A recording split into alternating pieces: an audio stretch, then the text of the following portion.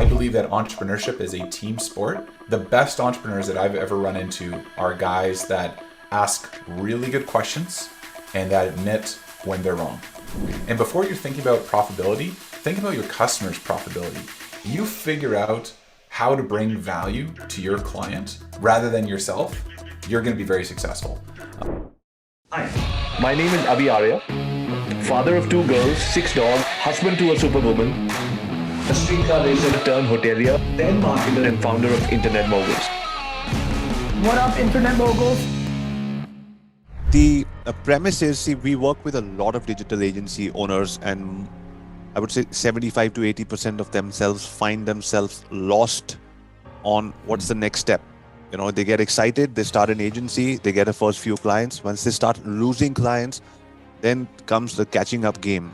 I've already got a few fixed costs. I don't know how to get the next big client because I have fixed costs. Should I go with any client who comes in? But then what happened to my ideal customer that I wanted to go for? And then I start compromising, and then I start hating my agency.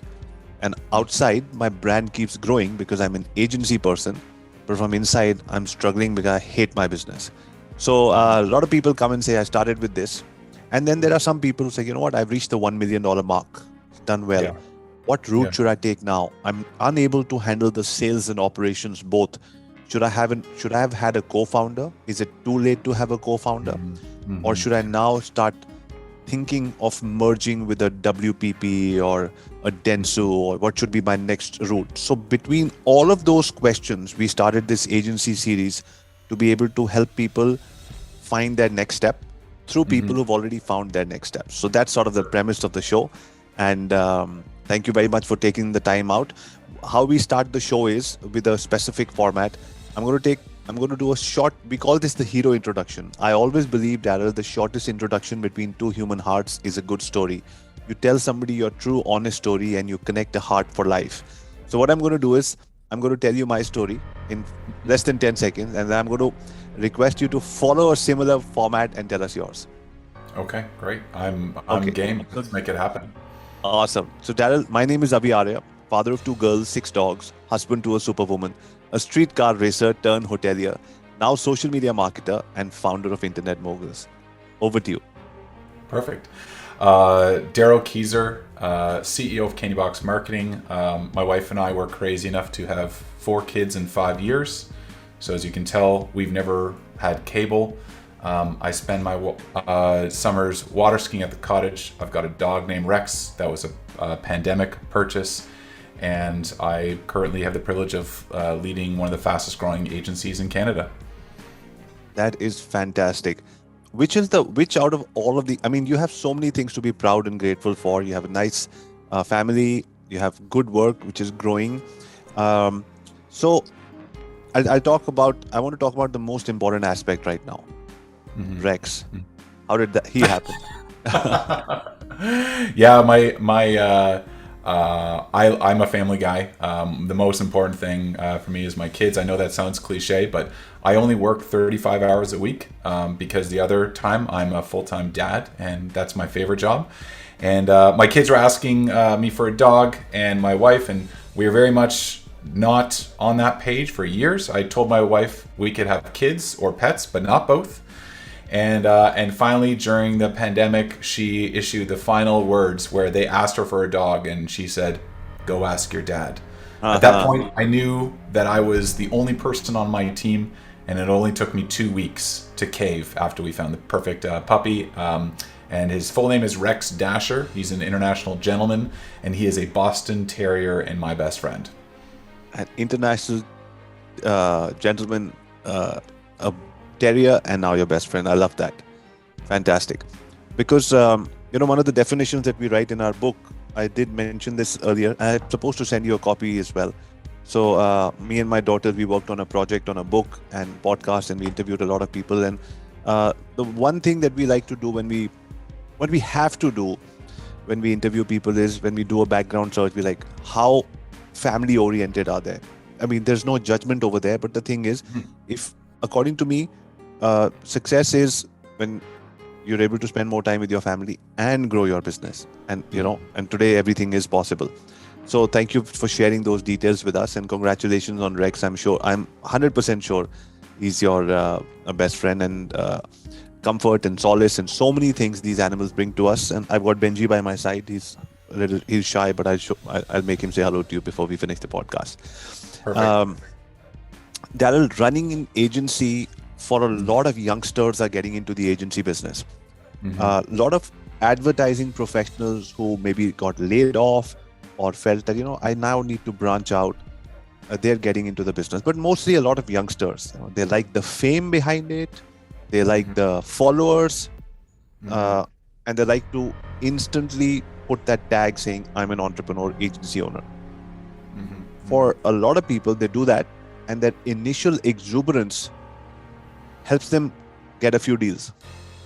After that, one client leaves, the other one comes in, profitability, all of that. So my first step is, when you start an agency, do you have a conscious decision on what kind of clients you're going to go after? How much are you going to charge? What should be your profitability? Or you go in, make a dent in the market, and then figure your way out? Yeah. Oh, such a good question. First, I want to respond to that first bit where if people chase fame, that's fleeting. And you'll have bigger ups and downs than anybody else. And I don't think you'll make it. I'm just being honest. Like, people that chase fame, it's not good. It's not healthy. It's not good for your mental health. Chasing fame means you're always comparing yourself. And I've heard it many times before. I don't know who first said this, but they said that that comparison is the beginning of depression. And and so I wouldn't if you have visions of grandeur and being praised by others and being popular, that's not going to be enough, because a lot of what you're going to have to do, you're not going to be popular doing it, including saying no to clients, including admitting that you're the biggest problem in your business on a regular basis. And I'm not just being falsely humble. I am the biggest problem in my business, and I could probably talk for more than 1 or 2 podcasts on my issues. So that's the first thing. But the second question you asked is, do I determine my profitability, my business plan, and type of customers, everything right away? I don't think so. I think that the first year you need to learn, and which may mean that you're trying with different customers. You don't even know what you're good at, and before you're thinking about profitability, think about your customers' profitability. And if you crack that, like if you figure out how to bring value to your client rather than yourself, you're going to be very successful, because you're focused on that. If you have this perfect business model to get 10 new customers a month paying you X amount of retainers and all that stuff, once again, you're shadow boxing. Like you're going after stuff that is going to be very hard to fulfill, and you're assuming too much. People think that entrepreneurs have it made. I believe that entrepreneurship is a team sport, and the best entrepreneurs that I've ever run into are guys that ask really good questions and that admit when they're wrong. And so if you go out there with your shiny new business plan and images of yourself buying a Tesla Roadster in 2 years, I'm concerned. But once again, if you figure out how to solve a major problem in the market and make other people successful, you've got a future in digital marketing. I love that. Good entrepreneurs ask good questions. Think of the value that you're going to add to their business plan before you think of your business plan. First year may not be the right year for you to have it all figured out. So jump in, get your hands dirty, think a lot, ask the right questions, and more importantly, comparison may be the beginning of depression. So don't start from there. Yeah. It's very dangerous, right? And we've got so much to learn. Even in what we've done as an agency, I run a digital agency called Candy Box. People are like, people will say, well, it's amazing what you've done, but I'm like, honestly, I'm just getting started. I've got a lot more to learn. And I don't know what the next 5 years holds for us. I've got an idea, but that constantly has to change. It has to be sanity checked, right? And sometimes you'll find out you were wrong. If I was right more than 80% of the time, Avi, I'd be a stockbroker, but I'm not. And so I'm a marketer. and that's okay by me. That's fantastic. I'm loving it. Normally we take notes, and I'm supposed to send 7 pieces of takeaways so my team can edit the 7. I've already have 7 right now, so it's going to be slightly hard. But thank you so much. This is amazing. So I understood. So well begun is half done. Begin with the right mindset, asking the right question, and specifically knowing that you're doing it to add value to somebody's life. You will yourself find your success. Great. Now, coming to this whole talk of an agency should be micro-niched on a specific industry with a specific problem, or generic, or both. What are your views there? Yeah. My view is look at your skill set and what you like to do. Some people like to dig into one problem and solve that. You can be successful. Other companies diversify. You can also be successful. And so it just depends on what you really feel like your skill set is. If you're very good at something, let's just say it's like, I don't know, digital marketing with home services, and you really want to dig into home services and that's your connection, that's your network, go for it. But I don't think there's a wrong answer with this one, Avi. I think it really depends on the person. For our agency, we do have a couple areas of what I would call like specialty. So we're really good at generating business leads for other businesses. So B2B lead generation is our specialty, but that doesn't stop with one industry. We're in insurance, transportation, home services, financial services, manufacturing, distribution. And there's a certain formula we use for a lot of these things. The formula is the same. The industry can change. And so, once again, going back to the first question of what should you do in the first year, learn. Learn. What are you good at? Where are you having successes? One industry that intrigued me years ago was the private airline industry, working with like private jet carriers and selling that. And I found out after only a few months that it was a pure vanity industry. Everybody wanted to be in it, but there wasn't actually that much money into it, right? And so if you have this plan, but then you go in there and you realize, hold on a second, like this isn't a good industry. Don't be so married to your idea that you can't quickly pivot to something else. So I would say, I heard a quote once, action brings clarity, and right. People think they have clarity in their business plan. They don't. They've got a 12-month guess at best. But once you apply action to it, you're going to figure out if it's true or not. Lovely. Love that. So, Daryl, we spoke about having, value creation for others, and, your own value creation, your own business metrics will work out. Is it possible when a new agency team is formed and they want to work with a client, and they say, I want for me to leave my job when I'm getting, say, $250,000, and I've got a co-founder, $250,000. For us to leave our job makes sense if we go to $1 million a year agency, for example.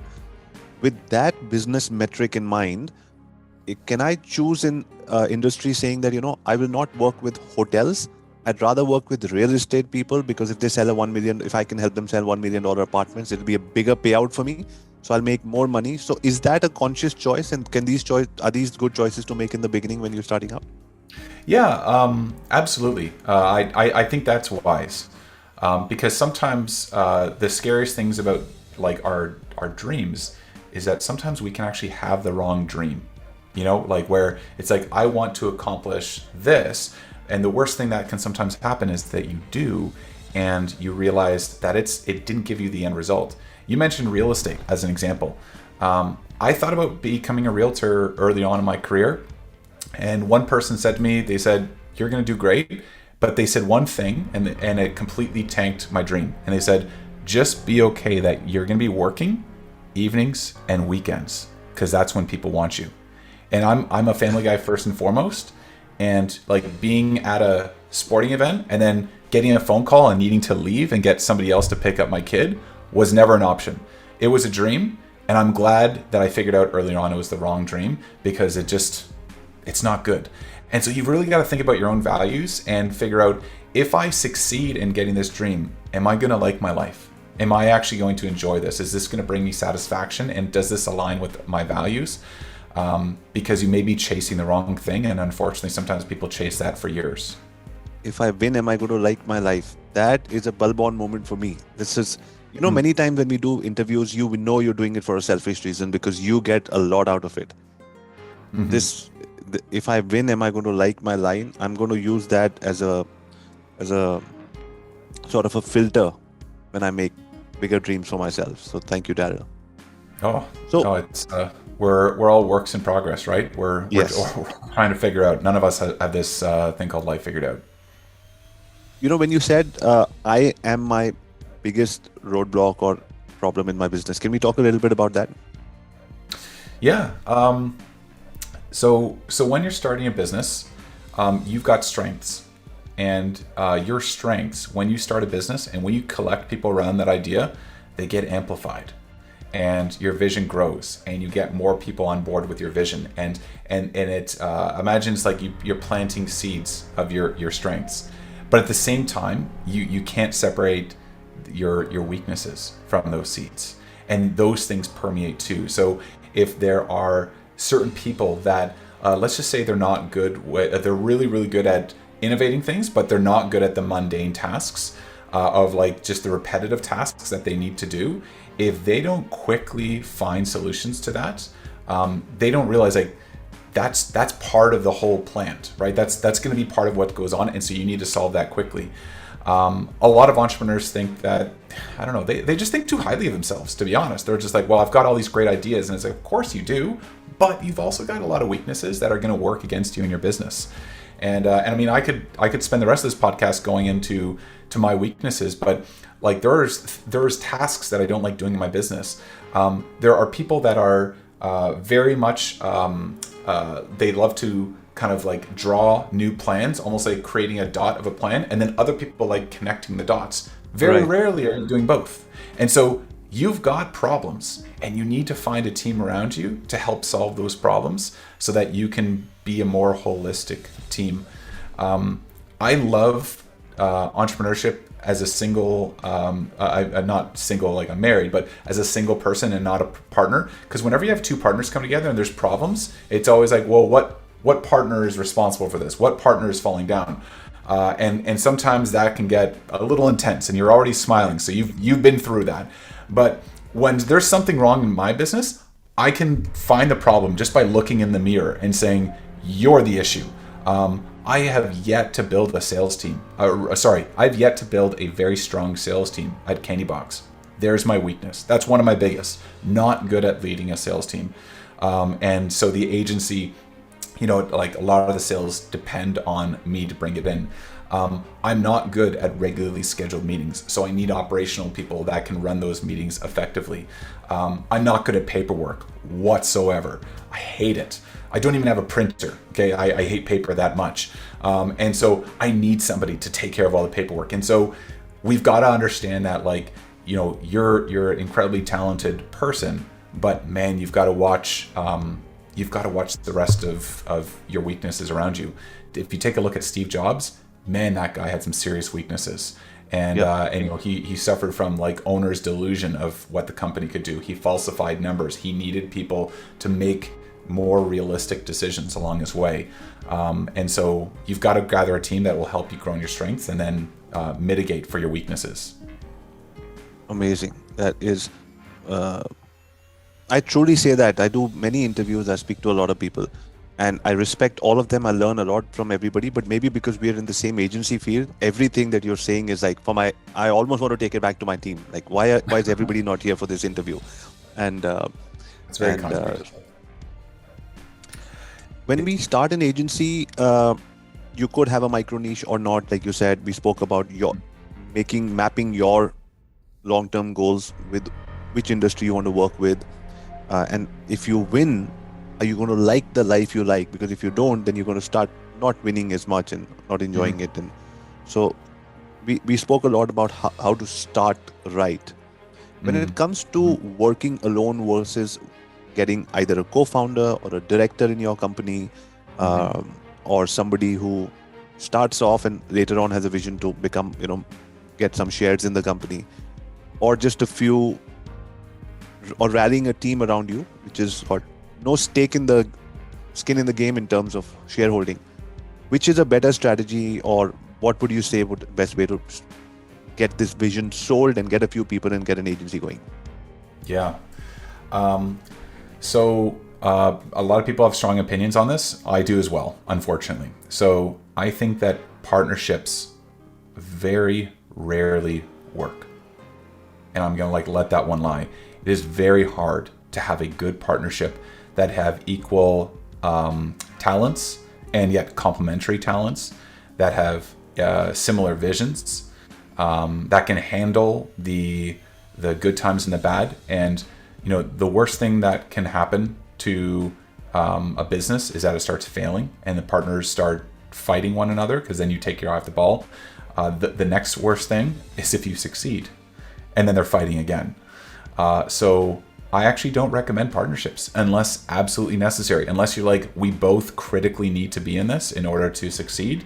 Other than that, hire people, because it's very, very hard to get people on the same page. Now, that said, there's a lot of people that have done it successfully, and I respect them, and I think that that's great, but it is a rarity for partnerships to work. And I have the pleasure, I typically meet with about 3 to 4 business owners a day, and most people will start off by saying, I started this business as a partnership, and then this happened, and then I bought him out. And that can stall a business for 12 months, which is incredibly painful. Instead of doing that, a lot of times people are looking for even capital or different talent. My recommendation is try to find, instead of finding like startup partners or startup capital, find startup customers, meaning customers that that are willing to invest in your business and in you starting up and growing and giving you the capital or the ability to hire people right at the beginning to make that dream alive. That does 2 things. Number 1, it gives you that capital to get going. And number 2, it validates your business model at the point that you're starting. Because it always freaks me out when people are like 6 months, 9 months, 12 months into launching their business, they don't have any customers. They think they have something, but it's like, you don't have anything. Unless one person says, I'm willing to pay for that, you don't have a business, you have an idea. And you're betting a lot on that idea. So I always tell people, instead of like trying to get everybody to like invest and approve and be a partner and validate you, validate yourself. Find that somewhere. If it's yourself, it's your spouse, if it's God, like you find that validation, and then you go out and push. I just find partnerships very dangerous. So, I like your school of thought on that. And how do you then rally a team around yourself? Like, how do you get them? They're not partners. Then how do you get them invested in a similar vision? Yeah. You've got to communicate, then communicate and communicate and communicate over and over again. I actually almost want to change my title in my company from CEO to CRO, meaning Chief Repeating Officer, because every meeting that I'm in, every Monday morning meeting, every team meeting, I'm communicating the vision. Where are we going? What are our values? What is our purpose? What are the things that I like that I see in the company? What are things that I'm not okay with in the company? And just going over and over and over again. You've got to, like, if you'll say it 100 times, people will still ask you what the focus of the company is. Like, they don't always get it right away. And then look for those people that are interested in going the same direction. When you go to hire somebody, sometimes people say, well, they can do the job. Well, that's good, but are they bought into the vision? Like, are they good with where you're going? Because if they're not in the interview, they're not going to be in a month's time. Like, that's not happening. And so, I ask people questions during the interview. One of my questions for everybody is, there's a lot of agencies out there. Why are you looking to work for Candy Box? And I let them talk for a long time. And I find out if they want to work for a Candy Box or if they want a job at Candy Box. And those are 2 very different things. The second thing in terms of like catching on to vision and stuff is you getting your even your potential new team members communicating back to you. Do they understand the vision? And keep hearing it from them and seeing, are we aligned or not? And to be honest, a lot of times this stuff seems like fluff. Like it literally seems like fluff. Like, oh, here's my vision, here's my mission statement, here's this, here's that. But are we acting out those visions? And so when I take an action in my company, I'll tell everybody, I'm doing this because this is our vision. As opposed to, it's on the wall, guys. Like, read the mission statement. It's on the wall. Nobody cares what's on your wall. Nobody cares what you have as a plaque. They care how you live. And so if you can demonstrate them, hey guys, at Candybox, we are Canada's premier digital marketing agency, period. So if somebody comes to an idea and they say, Daryl, I've got a great idea and we're going to be able to sell our services cheaper by doing this, I'm like, that's not premier. We're premier. We're not the Walmart of digital marketing. We're not the Toyota of digital marketing. We are, we want to be the Tesla of digital marketing. So we're not going that way. And people start to learn and respect that over time. It is not a one and done, as you know, Avi. Like, you just have to keep repeating it and repeating it, making sure that people are on board. And it's often a test of our own resolve, right? Because it's when you are tested for how strongly you stand by your values and principles. Because if they are tested, or if people are trying to deliberately, and most times not deliberately, go against the value system, you're like, forget it. How many times can I tell somebody not to do it? Forget it. Let them. And then that the company starts changing. You're like, no, hang on. I'm not happy with that. I didn't have a good night's sleep. I have to call that person out tomorrow morning and say, what? This is not how it works. So it's a test of your own resolve on where you want to, stand as a human being, as an agency owner. So amidst all of this, do you also share your values and principles and with your clients, and which may also have to say that, sorry, we're not the right fit for you, and have deals go just because they're not the right fit? Absolutely. No, absolutely, all the time. We do turn down clients before they sign up with us if they're not a good fit.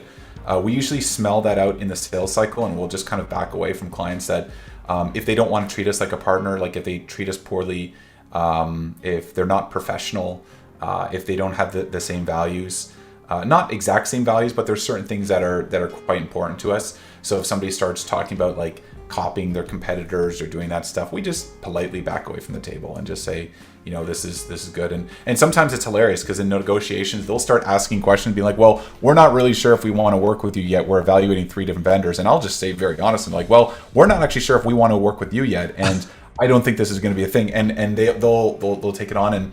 And then every once in a while, you cannot make your agency bulletproof for clients that aren't on the same values, because that's hard. It's very hard to do during the sales process. And so we typically fire at least one client a year that interrupts our values. And we don't just do it suddenly. We communicate, we repeat it, and then we fire them. Sure. And it's amazing what it will do to the team when we fire a client, because they'll know, oh, we're serious about this. It's not even Daryl that fires them. I actually, from the beginning, I've always said, if we're going to fire a client, whoever's dealing with the client, they get to make the decision to fire them, and I'll do the dirty work, so that they know that it's within their control to fire the client. And sometimes they say, you know what, Daryl, give me another month. I think I can work this out. Right. And then they're like, it's not workable. And then they'll give it to me, and I will fire the client, and I'll refund their money, and we let them go. Because I don't know, you live once, right? Like, you don't want to run an agency where you hate your job because you're afraid of that next scathing email with F-bombs in it. Like, I know that's not good, right? You lose your people. Thank you for saying that, because we have a poster in our in our company as well, and this is something that we repeat we have a Wednesday morning meeting. We repeat something that in Hindi we say प्यार से बात करो. It's like, let's talk with respect and love. So are you talking with respect and love to your colleague, or is somebody, because it's a small thing, but it goes a long way in understanding what are the values, and most of the times we emailed our clients sometime before COVID and said, I want to spend more time with my kids, and many of our people do. So can you stop? Can we figure out a way of meeting on Zoom? This is before Zoom became a thing, because an average customer is calling a project team. Hey, I don't like the font and design. Can you come to my office? Even though we're in the same city, it takes 2 hours to travel back and forth. Now that 4 hours could have been spent with his family, and he'll be a happier person. He'll fix your problem anyways. So the team saw that as a very proactive effort. Some people were like, you know what? I go to my client, I have a cup of coffee, I have fun, I get to leave the office for a while. Why is he taking away those privileges? But for the most part, you have to protect the sanity of the whole relationship. So yeah, thank you for validating that. Yeah. Daryl, No, that's now great. moving You on. did that with your team. Yeah, so it I think it that's started off by that. it started off by saying, does your family need more time? Where can you take that time off from? Scanned and saw lots of time spent over there. Daryl, moving on to retainers. So when an agency goes and says, you know what, I want to start charging retainers versus a one-time fee, is there a strategy that you follow when you quote to a client? I have to have a 50% gross operating profit, and then after tax I have to have 30%, because that's what makes the whole organization, my plans for tomorrow, expansion into another office, or all of that. Is there a conscious effort when you quote a price and add a profit to it? Yeah, and now that's always in flux, and so we build a retainer structure based on client like requests, how big we think the campaigns are going to go, how much work over time, and we are data driven. So we've got a lot of key performance indicators that show us the time that will be needed. And when customers are, let's say, out of line, or they start taking more, we just actually have honest conversations with them and just say, hey, we love working with you. This is really great. But based on these things, this is taking us more time, and we don't want your business to suffer because of it by moving our deadlines out. We almost never have problems with moving our retainers after we've established them, especially if you're giving good value. Now, our average retainer lasts for 5 years and 9 months. Oh, wow. And we know that the agency world, that's not the case. It's a big difference. And one of our core values, we believe, that really keeps us on, is that we believe in marketing that actually works. So if something isn't working, we will let the client know and say, you know what, Avi, we want you to be successful. This isn't working, so this is what we're going to try. And so our customers don't feel like they need to pull the plug on stuff. We're the first people that are like, okay, let's make an adjustment here. Let's change something.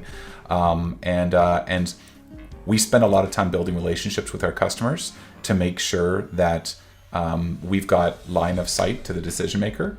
And we built good relationships. So if something's not going well, it's not like we're waiting for that email.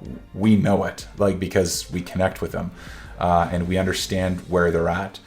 Email is a terrible tool for communicating issues of the heart.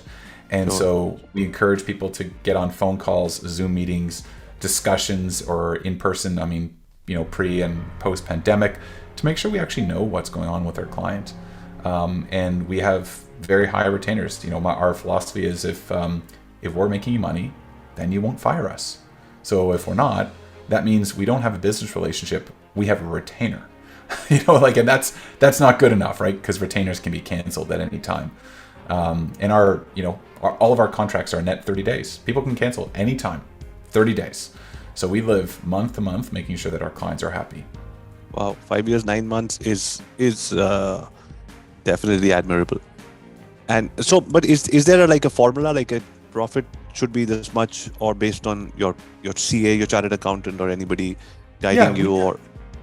We have general principles on financially in the background of what we'd like to see, and I wouldn't be able to explain it all here, but there's a lot of key performance indicators where we'll know when we're profitable at a certain point.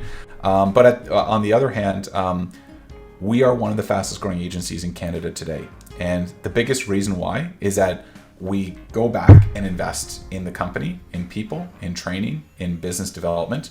And so another nice thing about not having a bunch of partners is there's not a whole bunch of people trying to get money out fast from the business. And so, this year we're purchasing a $2 million facility to start our multimedia department and do that, and buy vehicles and do different things. We opened up a new office. We've got one in Toronto. We've got one out on the East Coast in Halifax. And so people say, well, Daryl, why are you growing? We invest in growth. And they're like, okay, but what's the secret? It's like, that's it. We invest in growth. We invest in our people, we invest in our clients, and we grow. If you don't invest, you don't grow. There's no secret. It's very simple. And so in regards to profitability and everything, we're we're really we spend more time on the growth on the top line rather than the bottom line, just trying to make sure we're growing our top line. So we grow about 40% every year, give or take. Nice. Darren, when it comes to, you have very clear and from the heart. I wear this hoodie of mine called Heart Worker. That you draw out of either fear or love, and every time if you can be conscious of where you're taking a decision from, it makes a more conscious organization. And this is sort of a reminder for myself and my team. So I wear this on my team calls, and they do as well. So you have a very clear understanding, and that's very apparent. It's coming from the heart, and there is no urgency or speed or anything in your voice, which shows me that this is not something which is uncomfortable for you. These are not things that you aspire to be. These are things that you just are. And when in a person's conversation in voice modulation, normally is this something he wants and he aspires to be, or is this something he already has? Now, with that level of clarity, do you have a core team that you work with and say, because you're a fast growing agency and you have offices in different parts of the world, it may not, how does everybody have these SOPs lined up and saying, this is the level of profitability, these are the key indicators, call up the client when it's not working for them and all of that. So so do you work with a core team and make sure that they know what's happening, and that's how does this vision, how does this authenticity flow from you to everybody else? Sure. So Avi, I want to correct and just say we're very clear on some things, but we're still learning. Sure. So we know in some areas, but we've got to meet regularly to make sure that what we think we know is actually true. So how do I answer this question? So there's two inputs. One is my core management team. We meet regularly. We have built a structure, key performance indicators, KPIs, because data doesn't lie. And so we've got KPIs, and you think, well, is that just profitability? No, it's like, it's client acquisition. It's our team happiness, our net promoter score with our own team, our net promoter score with our customers. And we've set up a number of dashboards so that we can take an honest look at facts and discuss it as a group to see what are the areas that we're not doing well and provide continual improvement. On the other side, I'm part of a local group of CEOs, and I report to them on a monthly basis. All my numbers, all my KPIs, what's going on, good, bad, and ugly. They're not competitors. They're like from different industries, and they also provide me with a lot of good insight so that I can be even clearer. And to be honest, they'll challenge me when they don't think it's true. So, if you hear brutal honesty, it's because that's my monthly meetings, is just finding out how to be brutally honest. The last part of what you just said of how do I make sure that the team is all on the same page is time. And there's no shortcut. So every Monday morning meeting, it's a half an hour meeting, and we spend time communicating our values. We are welcoming in new customers. We give praise to the people that are doing things that our company finds valuables, including launches and designs and conversion rates and different things. We spend time on it. Management team, we spend time on it, and we're communicating and over communicating. Our reviews, we spend time on it. Like we're constantly communicating so that it's not so that it's lived out. And if I had more time, I would do even more of that. And as a CEO, a lot of CEOs get in an agency, and I think a lot of people, this may this one may hurt a little bit. If I see an agency and they're about up to 10 people, and I find out that the CEO is involved in the running of the business, meeting with your existing clients, doing your campaigns, like actually like turning the wheel of what the agency is doing, you'll never grow. You'll never grow, because you cannot do that and make sure that everybody's on the same page and communicate and all that stuff. You're way too much. You just don't have enough time. You're way too much focused on the work. You will never be able to have time to be patient and onboard somebody properly and communicate your values properly, because you're always just going to the next client meeting. And so whenever I see a competitor, and even if they're like 13, 14 people, but I find out, oh, the CEO is opening up Photoshop or changing code, or he has to be part of a pitch, you're capped. You're done. Wow. You won't grow. And maybe I'm wrong, and you can prove to me the guy that has done it, but I'll also probably show you the person that's working 80 hours a week and not and hating his agency.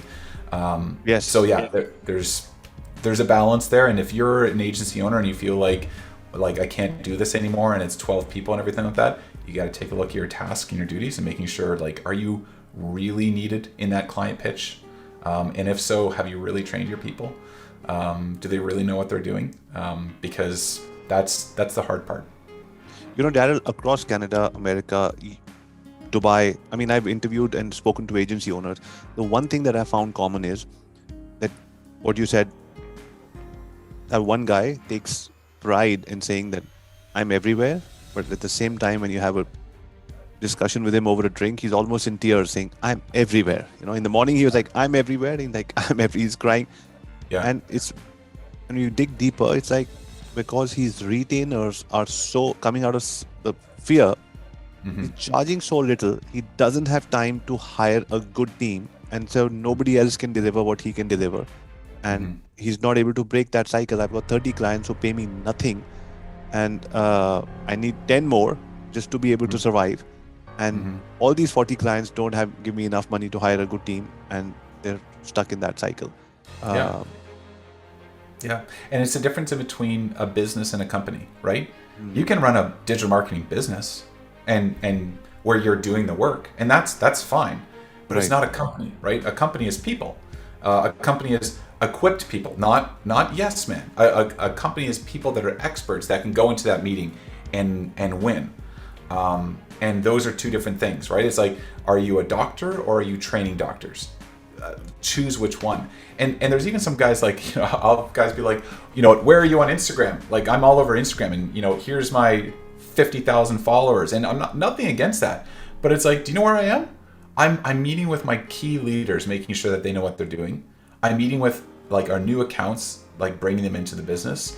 I'm working on myself, or I'm a dad. And it's like, well, you don't have 50,000 followers. I don't care. I have a life. And I've seen, and you probably have too, Avi. I've seen over the last decade those social media like gurus that come out and they're on their Instagram stories. They've got like 30 a day, and then you find out they're divorced, they're depressed, they hate their job, they sell their company, they start drinking, they're like all these different things, and you're thinking, yeah, it wasn't sustainable. Yeah, you know, and you can do that for short periods of time, but it's like, where are you on Instagram? Not there too often. You know why? I'm running my company, and that's okay. And that being okay is such a validation. You know, we have almost 1,100 members in our digital agency tribe. About 600, 700 people are regularly watching all our episodes. I can just imagine 600 people right now will get an aha moment saying that it's okay not to be an Instagram star as I'm running an agency, focusing on my business and going back home in time and taking care of my family. So thanks for saying that. Yeah, it's important. That is the last few minutes. I want to focus on a question that comes. So what we do is we send an email to everybody saying, this is our new agency series champion. So it's called the Digital Agency Owners Championship 2022, where we are interviewing champions. And cool. So, you know, we sent your profile. And so one of the questions that comes every time, especially, you know, with agencies, a family person running, not funded, you know, you're not part of Dentsu and all of those big companies. So you're managing your own cash flow, your own everything. Can you share with us and our listeners and viewers some sales strategies that work to get good clients? Wow. Yeah, great question. You want all the secrets, Avi, or just my best ones? Just the one that was working for Candy Box. Perfect. Yeah, let me give it to you for free. All right, you ready for this? Let's do it. Video. Sending out regular videos. Why? Digital marketing. Everybody does digital marketing. Like I drive down the street, and on the stop sign, it says, like, there's a little sign in front of it saying Google and Facebook ads, $200, and you're like, what the heck? Like, that's what I do for a living. Like, I run a multi-million-dollar agency, and somebody has a sign out there that like is saying I saw that here as well. Yeah, and it's like, it's hilarious, right? So people don't hire agencies because they have a good offering or because they have good pricing or any of those things. They hire agencies that they trust. Okay? They hire agencies that they trust. I get like 10 emails a day from people overseas asking to do my digital marketing. Do you think I trust any of those people? Not even. Like nothing. Like I would never even consider hiring any of those people. But how do we establish trust with people? And that's FaceTime. Like even like over this relationship, Avi, and this Zoom, we've been building trust with one another. So I trust you a little bit more than I did before. And there's something magical about being in person or video. And so Candybox, everybody that we touch, we send out emails to, and we send one email per month, and that's it. But it's a good quality video email where I'm speaking to people as a normal person, to all of my people that are normal people, like normal clients. And I think it's the list is 5,000. And so over time, people feel as though they can trust Candybox. Why? Because they know Daryl, and Daryl's talking about the real problems of the day. The second thing is, if you want business, sometimes sending a video email to an individual person actually works. So I do it all the time. I'll just be like, I want to work with this client. I don't need 1,000 clients. I need 10 good ones. So I find them, I'm like, we're going to help them. And I go onto their website, I create a video, I say, hey, this is what my vision is for your company. This is what we could do. I send a video email and I expect a response, and I get it. So instead of blasting 1,000 people with these things and saying SEO, PPC, mobile management, all that, like we've seen that crap that is just noise. But if they see Daryl Keyser in front of their website talking about how I'm actually going to help them grow their business, I've got their attention. And yeah, I those are my biggest ones. Video.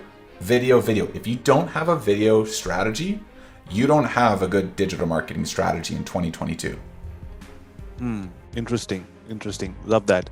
So once a month, that emailer that goes to a database which is slowly being built up, it's 5,000, but these are people who know you and expect an email from you. And because you've been sending it consistently, there is that trust that something new is going to come every time. They look forward to that email. I'm sure the open rates for that list is higher than most open rates. And then when you want to actually go after a client, you send a video directly to that person, communicating your vision. And this is virtual FaceTime, better than sending a text email. Yeah. Got it. And they're going to be your best clients as well too. Right? Because you don't want any client. You want good ones. And the people that are responding to a spam email, do you think they're good? Or do you think they're just going from... Oh, wow. Oh, that's interesting. Not paying one vendor, and I'm going to not pay this vendor, and then I'm going to get free work out of this vendor, and then free... They're the worst clients. So it's like you may be more successful than me at getting new clients. So I don't mean you, but it's like those people may be more successful at getting new clients than me. But man, I get good clients. Like I get clients that want to build relationships with me. Fantastic. I love that. Daryl, what is the one thing that, I love the conversation that started with you saying that for me, telling somebody else to pick up my children and me going for that was a no from the beginning. So I just loved that right off the bat. And then when you brought in Rex into the conversation, I became a bigger fan of yours. I learned,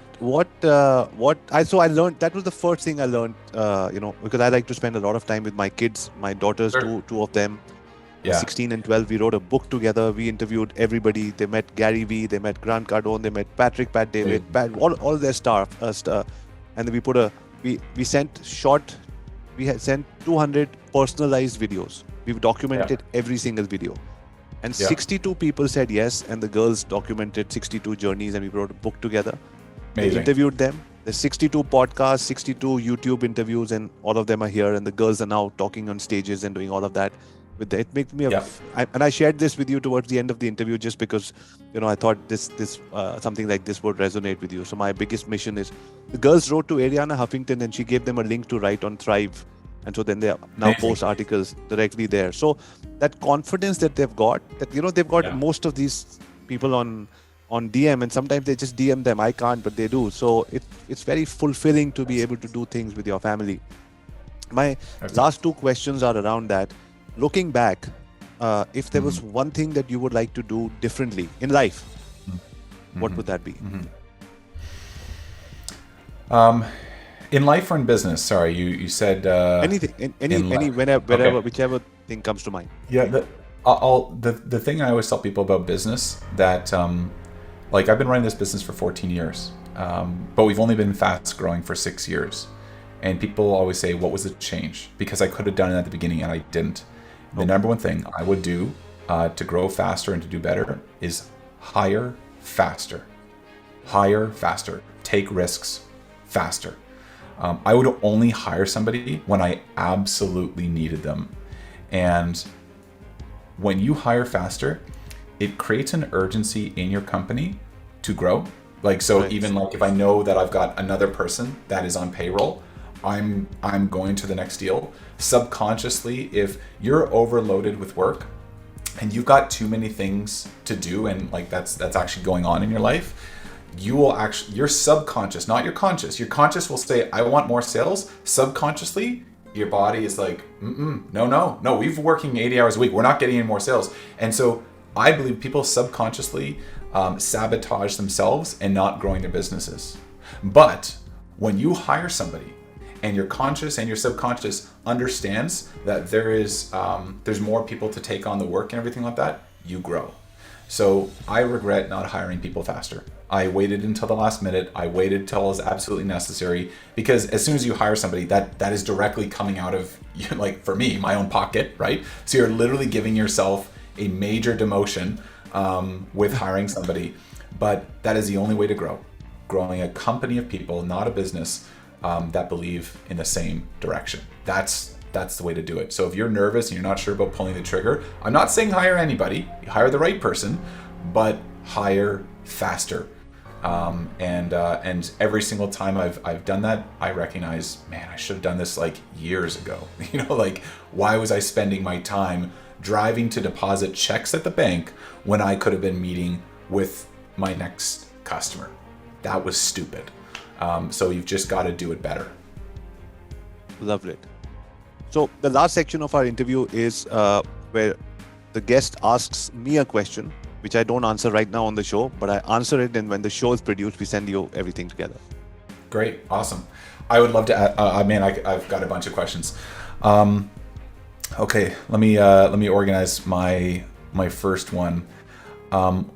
What is your view on the growth of like multimedia marketing and companies taking it in-house?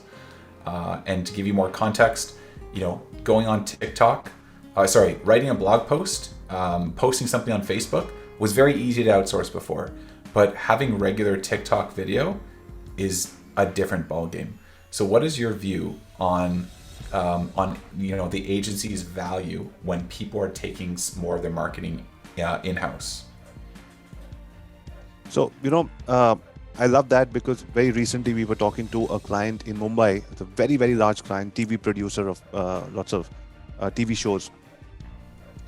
My take, and I always put a disclaimer with the understanding I have today, because nobody knows it all, but my take on the whole situation is that what I told this client of ours was, have somebody who understands this new and evolving medium head the department.